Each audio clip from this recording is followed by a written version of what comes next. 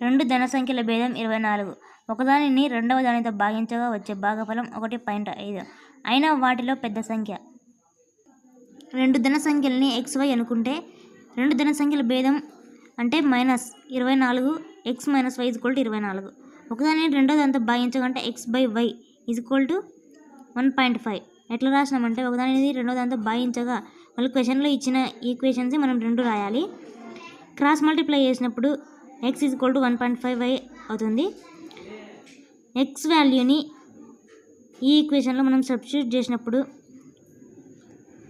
1.5y - y = 24 అవుతుంది. రెండింటిని తీసివేయగా 0.5y = 24 అవుతుంది. y value 48. వచ్చిన y వాల్యూని x - y = 24లో మనం సబ్స్టిట్యూట్ చేసినట్లయితే -48y ఇటు సైడ్కి వెళ్ళినట్లయితే +48 అవుతుంది. రెండు అడిషన్ చేస్తే 72 అవుతుంది. వీటిలో